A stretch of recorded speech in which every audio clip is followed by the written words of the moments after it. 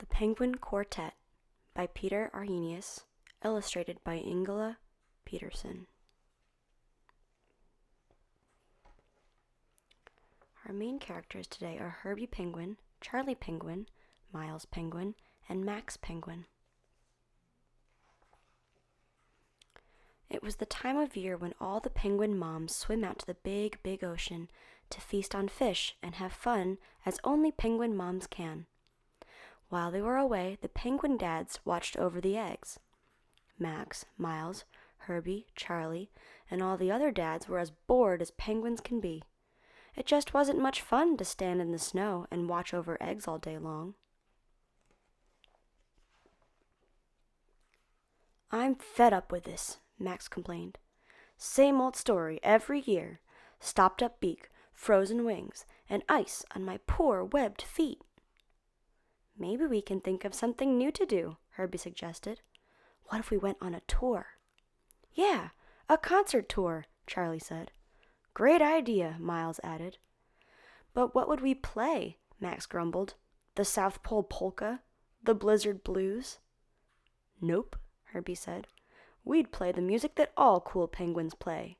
Jazz." "Well, pardon me," said Max, shaking some frost from his wings, "but I'm so cool I could turn to ice, and I don't play jazz." "That doesn't mean we can't." Miles tapped out a beat on the snow. "Come on, let's start jazzin'." "But where do people play jazz?" Charlie asked. "In New York City," Herbie said. "In the USA." "That settles it," Miles said. "Let's pack our eggs and go." Now, you have to fly to get to the United States from the South Pole, and even though penguins have wings, they can't fly. So the four penguin dads had to take an airplane to New York City. "This is awful," Max said as they boarded the plane. "I feel like I've been swallowed by a whale." Herbie found a pair of headphones on his seat. He tried them on and pushed a button. "Listen! This is jazz," he said happily. "This is just how we're going to sound." At last they arrived in New York, but when they went to pick up their luggage, they discovered that Charlie's egg had disappeared. "Just what I expected," Max looked around suspiciously. "Egg thieves everywhere." "I've lost my egg," Charlie sobbed. He waddled into a coffee shop and began to weep. "You haven't seen it, have you?" he asked a kind-looking lady.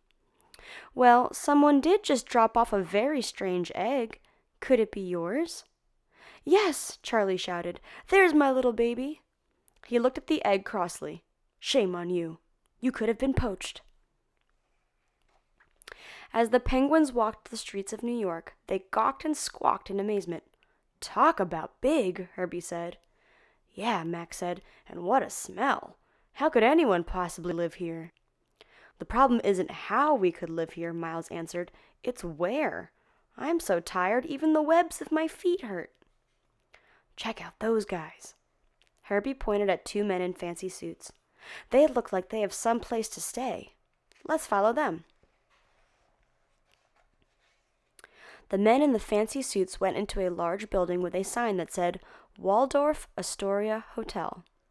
Herbie asked the lady behind the counter if they could stay at Mr. Waldorf's place too. The lady frowned at the penguins. "Who are you?" "We're the Penguin Quartet," Herbie explained. "Oh, I see," the lady said. She looked a bit more interested now. "I never knew the penguins played music. You're welcome to stay here." The lady opened a door, and the penguins waddled into the largest room they had ever seen. "Now this is the way to live," Miles said through a mouthful of fish. "It was awfully nice of Mr. Waldorf to leave us a snack." "We'll have to be sure to thank him," Max agreed. That evening, the penguins went to look for a jazz club. "I'm homesick," Max grumbled. "I want to go back to the South Pole where the air is clean and the fish are fresh." "But we can sit around at home any time," Miles said. "This is so much more exciting." Herbie spotted a man standing in a stairway. He looked furious. "I can't believe this," the man was saying. My pianist cut his thumb, so he can't play tonight. My trumpet player's gotten lost in Trump Tower. My drummer's dog ate her drumsticks. And my bass player, well, basically, he's boring. And to top it all off, the club is crowded tonight." "No problem," Herbie exclaimed. "We happen to be the Penguin Quartet, the world's best jazz band, and we'd love to help you out." That night, the Penguin Quartet played the coolest jazz anyone had ever heard. The audience went wild with joy. People even danced on the tables. The news about the Penguin Quartet spread across the entire world. The jazz clubs begged for a chance to book a show with Charlie, Miles, Max, and Herbie. Everyone wanted to see the amazing musical Penguins.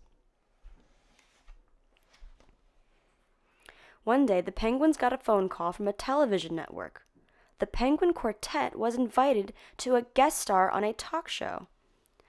It's not every day that penguins appear on TV, so of course they wanted to look their very best. At first, everything went well. But suddenly, right in the middle of their interview, they heard a tiny crack.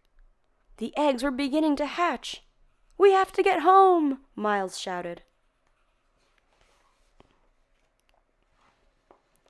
The Penguins rushed out of the studio and jumped into a taxicab. The taxi zoomed to the airport as fast as a race car. "Come back soon," shouted the crowd in the street. "You can count on it," Herbie said.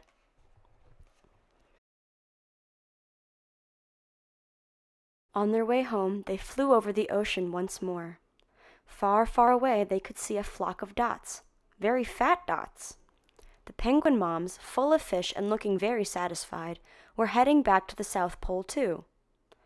"There's no place like home," said Max, who longed to roll in the snow again. "You said it," Charlie agreed. "Our jazz tour was fun, but even Mr. Waldorf's place isn't as cool as the South Pole." When all the penguins got home, they threw a huge party. They were awfully happy to see each other again. The penguin moms were happy to see the dads, and the penguin dads were happy to see the moms. And both the dads and the moms were happy to see the penguin babies when they crawled out of the eggs at last.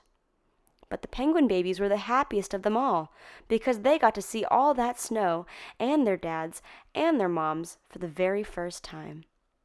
"It's too bad you had to stand around here freezing your poor wings off," said the penguin moms, "while we were off gobbling up fish." "Well," Herbie said with a sly little smile, "it wasn't all that bad." He grinned at the rest of the Penguin Quartet. "I'm even looking forward to next year."